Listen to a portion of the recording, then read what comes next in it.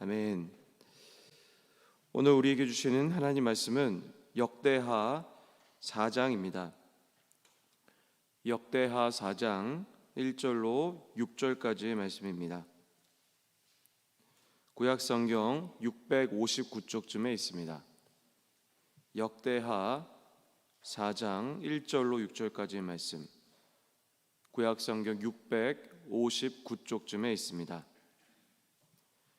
역대하 4장 1절로 6절까지의 말씀을 우리 한 절 한 절 교독하시고 6절은 함께 읽겠습니다. 솔로몬이 또 노스로 제단을 만들었으니 길이가 20규빗이요 너비가 20규빗이요 높이가 10규빗이며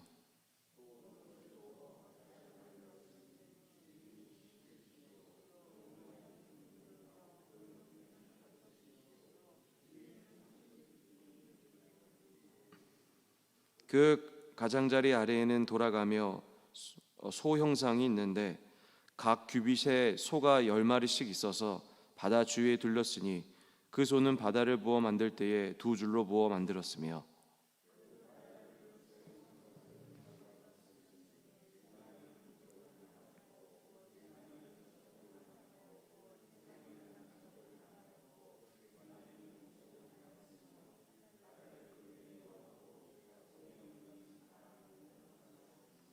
바다의 두께는 한 손 너비만 하고 그 둘레는 잔둘레와 같이 백합화의 모양으로 만들었으니 그 바다에는 3,000밭을 담겠으며 함께 읽겠습니다. 또 물두멍 10개를 만들어 5개는 오른쪽에 두고 5개는 왼쪽에 두어 씻게 하되 번제에 속한 물건을 거기서 씻게 하였으며 그 바다는 제사장들이 씻기 위한 것이더라. 아멘. 할렐루야. 저는 오늘 역대하 4장의 말씀을 중심으로 바다라는 말씀의 제목을 가지고 말씀을 전하도록 하겠습니다. 이거 하나님께서 이 다윗에게 약속하셨던 대로 이 다윗의 아들 솔로몬을 통하여 하나님께서는 성전을 건축하기로 결정을 하게 하신 것입니다. 그래서 이제 솔로몬은 이 자신이 왕위에 오르자마자 가장 먼저 해야 했던 일, 또 실제로 했던 일은 무엇이냐면 바로 하나님의 성전을 짓는 일이었습니다. 여러분, 우리가 읽으신 이 본문 4장 그리고 앞에 있는 3장은 이 솔로몬이 하나님의 성전을 건축하는 아주 구체적인 과정에 대해서 잘 설명을 하고 있습니다. 역대하 3장하고 그리고 4장은 좀 다른 내용을 이제 기록을 하고 있습니다. 우선 이 3장은 이 성전의 이 본체 이 성전 본체 건물 공사에 대해서 이제 소개를 하고 있습니다. 그리고 4장은 이 성전에 사용되어질 각종 이 기구에 대해서 이제 구체적으로 이제 설명을 하고 있다라는 것을 우리가 함께 읽으심으로 인하여 잘 알 수 있다라고 생각합니다. 또한 이 역대하 4장은 크게 이제 두 가지로 나눌 수 있는데 이제 상반절 보시면 1절과 10절까지는 특별히 솔로몬이 이 성전 기구들의 품목을 개괄하는 것을 이제 기록으로 볼 수 있고, 그다음에 11절과 22절은 이 성전의 기구를 제작하였던 후람이라는 사람이 있었는데 이제 후람이 이 성전 기구를 이제 개괄하는 이 모습을 우리가 볼 수 있다라는 거죠. 즉 압달락이 이 성전 기명자, 이 기명들의 제작 명명자인 이 솔로몬 입장에서 이 기록한 것이지만 이 뒷단락은 직접적으로 제작자였던 후람의 입장에서 이제 기록한 이야기라고 할 수가 있습니다. 이 4장을 전체적으로 보시면 이 성전 기구가 이 번복되어서 사용되어지는 표현을 볼 수 있거든요. 그래서 앞에는 솔로몬의 입장에서 그리고 뒷부분은 후람의 입장에서 기록을 했는데 이처럼 이렇게 반복하여 기술했던 이유는 뭐냐면 당시 고대에 쓰이던 기록 관습이라고 볼 수 있습니다. 동일한 사항임에도 불구하고 그 사안의 중요성을 강조하거나 혹은 이 자세한 정보를 주기 위해서 사용하던 이 고대에 이제 기록하는 방법이라고 이야기할 수가 있죠. 저는 오늘 특별히 이 본문에 나타나는 기구 중에서 바다에 대해서 제가 이야기를 드리려고 합니다. 이 제사장들이 이제 하나님 앞에 예배하기 위하여, 특히 제사하기 위하여 이 성소에 들어가기 전에 반드시 걸쳐야 되는 과정이 있었는데 그게 무엇이냐면 바로 제사장들의 정결 의식이라는 것입니다. 그런데 이 본문에 기억하는 바다라는 것은 우리가 알고 있는 저 바다를 이야기하는 것이 아니라 이 제사장들이 이 성소에 들어가기 전에 몸을 정결 의식을 진행하던 그 물이 담겨 있던 곳, 그곳이 바로 바다라고 불렀다라는 거죠.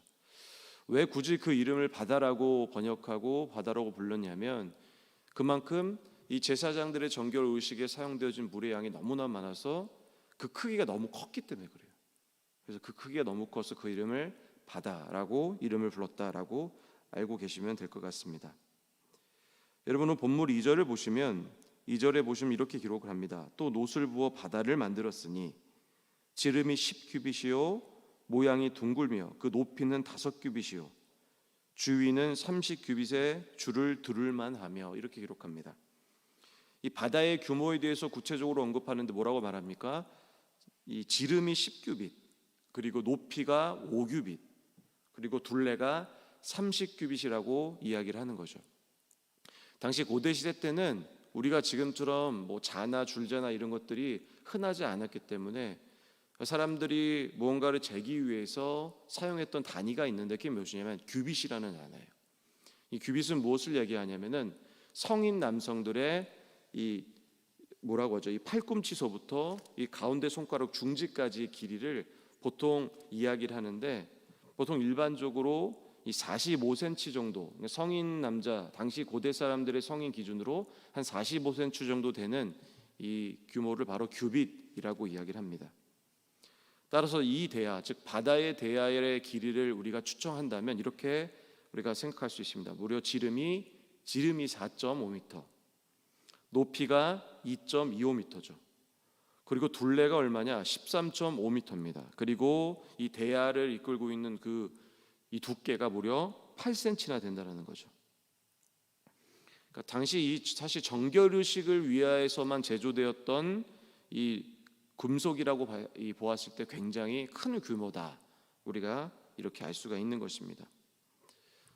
시간 관계상 제가 다 찾아볼 수는 없는데 열왕기서에 보시면 이 바다에 대한 이야기가 나오는데 이 바다가 얼마나 많은 양의 물을 담을 수 있는지를 이야기합니다. 무려 3,000밭이에요. 밭. 이 밭이라는 단위는 현재의 단위로 얘기한다면 22.7리터 정도 됩니다. 그러니까 결국 현재 단위로 22.7리터를 계산하면 3,000밭, 무려 68,000리터라는 거예요. 그러니까 제사장의 몸을 정결 의식을 진행하기 위해 사용되었던 이 바다의 크기가 무려 68,000리터 되는 엄청난 양의 물을 이제 담고 있다는 거죠. 여러분들이 쉽게 이해하시기 위해서 여러분 주유소에서 이렇게 기름을 넣는 커다란 주유차 보신 적 있으시죠? 길가에 가시다 큰 차. 근데 그게 한 23,000리터 정도 되거든요. 그러니까 이 비교가 한 2배에서 3배 정도 되는 규모니까 엄청난 양이 이 바다라고 이야기할 수가 있죠. 이 바다의 규모가 얼마나 큰지를 또 비교해 볼 수 있는 게 있는데 오늘 6절에 보시면 물두멍에 대한 이야기가 나옵니다. 근데 이 물두멍이 이 성전의 이 좌우 양쪽에 각기 이동식 놋받침 위에 놓은 5개의 물두멍이 있었는데 이 물두멍의 사용 용도가 뭐냐면 이 번제물을 이렇게 깨끗하게 이렇게 닦는 데 사용되는 물이었습니다. 그런데 이 규모가 몇이었냐? 40밭이에요. 40밭. 그러니까 무려 바다와의 크기랑 비교했을 때는 정확하게 75배 정도의 차이가 난다라고 볼 수 있는 거죠. 또 바다의 규모가 매우 클 뿐만 아니라 화려했습니다. 3절과 4절에 보시면 이 바다의 밑에 놓여 있던 게 이 소 모양의 이제 받침대가 있더라고 기록을 하거든요. 이 백합화 모양의 아름다운 장식이 통의 둘레와 길을 감싸 두르고 있었고, 그리고 아래에는 12마리의 놋새 황소와 황소가 있었는데 동서남북을 바라고 그 네 방향에서 그 물통을 떠받치도록 했다, 이렇게 기록을 하는 거죠. 그렇다면 이처럼 바다, 즉 제사장들의 예식을 행하기 위한 바다의 규모가 이렇게 크고, 그리고 이 제사장들의 예식을 진행하였던 이 바다의 이 모양이 화려했던 이제 이유는 무엇일까? 또 그를 통해서 우리에게 이야기하고자 하는 것은 무엇인가에 대해서 제가 간단하게 2가지 말씀을 전하도록 하겠습니다. 첫 번째로는 우리의 죄의 크기를 이야기하는 것입니다. 제가 이야기 드렸던 것처럼 제사장의 정결을 이루시기 위해 사용되었던 바다와 그리고 이 번제물을 닦기 위해 사용되었던 물두멍의 규모의 차이가 무려 75배나 나는 거예요. 사실은 물두멍의 크기도 작지가 않습니다. 근데 그러나 이 제사장들의 몸을 정결하기 위해서 이 사용되었던 이 바다의 규모가 무려 75배나 됐다라는 것은 바로 이 제사장들의 정결 의식을 위해 진행되었던 물의 양의 크기가 그만큼 많이 필요하다라는 거죠. 이것은 무엇을 얘기합니까? 제사장들의 죄가 그만큼 크다, 아주 크다라는 거죠. 이러도 우리 삶을 살아가다 보면 참으로 부끄러운 삶을 살아갈 때가 있다라고 생각합니다. 하나님을 따르고 있지만 우리 삶 속에서는 어떻습니까? 여전히 죄된 삶을 살아갈 수밖에 없는 아주 연약한 몸을 갖고 있는 사람들이죠. 사실 예수를 믿기 전의 삶, 예수님을 믿기 전의 삶을 생각한다면 사실은 그것은 말할 필요도 없다라고 생각합니다. 왜냐하면 사람은 모두 다 자신의 쾌락, 즉 자신의 즐거움과 기쁨을 위하여 살아가는 존재이기 때문이라는 거죠. 예수님께서 십자가에 달리신 이유는 우리의 죄의 일부를 용서하시기 위해서가 아니라는 사실을 분명히 하실 것입니다. 예수님께서는 우리의 모든 죄, 우리가 이 땅에 지을 모든 죄를 용서하시려고 십자가에 돌아가신 분임을 우리가 분명히 기억해야 한다는 것입니다. 우리가 감당할 수 없을 만큼 큰 죄, 그 모든 죄를 예수님은 십자가에서 해결하신 것이죠. 그러기에 우리는 오늘도 그 놀라우신 십자가의 은혜 앞에 겸허히 고개를 숙일 수밖에 없는 것입니다. 왜 그렇습니까? 우리의 죄가 너무 큰 거예요. 두 번째로 오늘 본문을 통해서 특별히 바다의 크기 또 화려함을 통해서 우리에게 이야기하는 것은 무엇이냐면 바로 예배자의 자세에 대해서 이야기를 하는 것입니다. 바다의 크기가 큰 것은 그만큼 많은 양의 물이 들어있다라는 의미이며 또 많은 물이 담겨있다라는 것은 그만큼 제사장의 정결 의식에 많은 물의 양이 사용되었다라는 것을 우리가 이야기할 수 있죠.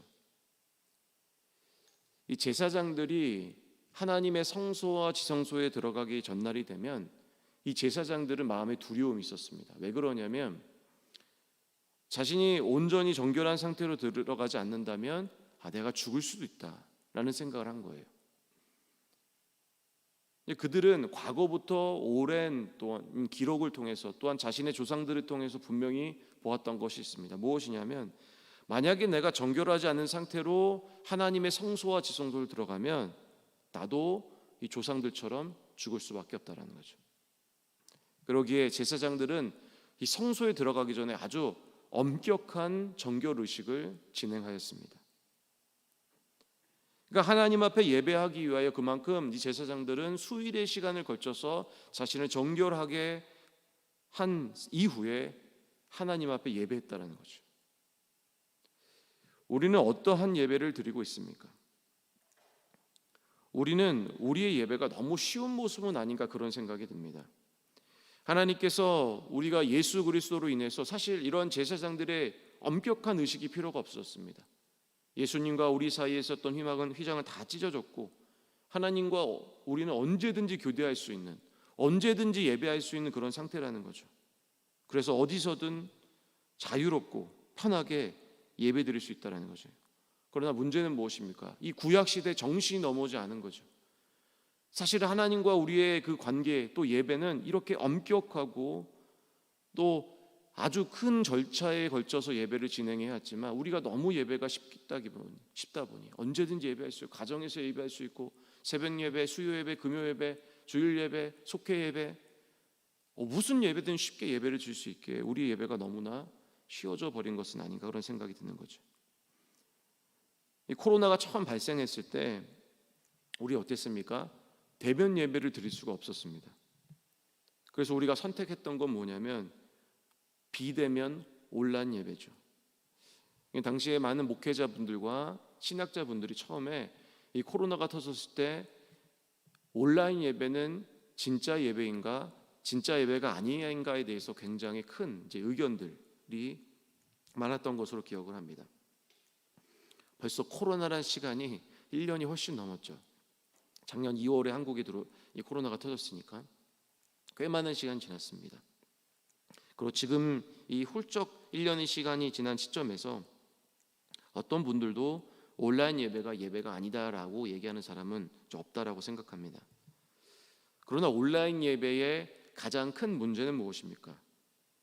예배가 될 수 없는 요소가 너무 많다라는 거예요.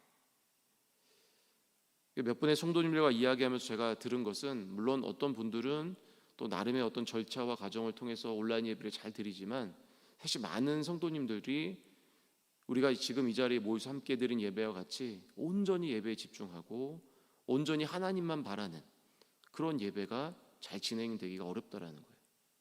그래서 때로는 온라인 예배 드리다가 핸드폰도 보게 되고 전화를 받게 되고 그리고 집안일을 하게 되고, 자, 그런 모습이 있지 않나 그런 생각이 드는 거죠. 어떻게 보면 온라인 예배라는 것이 우리에게 참으로 가벼운 예배가 되어버리진 않았나, 이제 그런 생각도 드는 것입니다. 만약에 하나님 앞에 온전히 집중하여 온라인 예배를 드리지 않는다면 과연 그것이 예배인가라는 그런 생각도 함께 드는 것입니다. 그러나 이것이 단순히 온라인 예배만의 문제는 아니라고 생각합니다. 우리가 함께 이 자리에 모여서 대면 예배로서 예배 드리지만 어떤 분들은 예배에 집중하여 하나님 음성에 아주 집중하고 하나님을 바라는 마음으로 오신 분도 계시지만, 물론 우리 교회에는 다 그런 분들이 계시지만, 또 어떤 분들은 예배에 왔지만 내 마음의 생각은, 아픔 바라보지만 내 마음의 생각은 다른 곳에 가 있고, 내 상황과 현실에 대한 눌림으로 인해서 하나님을 바라보지 못하는 그런 예배를 드린다고 한다면 과연 대면 예배도 하나님 앞에 진정한 예배인가 라는 생각이 든다라는 거죠. 이제 말씀을 정리하겠습니다. 오늘 제사장의 정결 의식을 위한 이 바다를 통해서 우리에게 주는 메시지는 두 가지입니다. 우리의 모든 죄를 용서하신 놀라운 예수 그리스도의 은혜, 그리고 조금도 우리가 엄숙하고 진중하게 진행되어질 우리가 나아가야 할 예배, 이 이야기에 대해서 오늘 본문은 이야기한다고 생각합니다. 우리 사랑하는 성도님들, 우리에게 큰 죄를 용서하신, 이 바다의 크기만큼 큰 죄를 용서하신 그 하나님 앞에 감사한 예배를 드리시기를 주님의 이름으로 축원합니다. 또한 우리가 매일매일 예배처럼 드리고 언제든지 예배할 수 있지만 늘 우리 마음을 잘 준비하고 또 진중하고 또 하나님 앞에 깊은 마음으로 나아가시는 진정한 예배를 드리신 예배자가 되시기를 주님의 이름으로 축원합니다.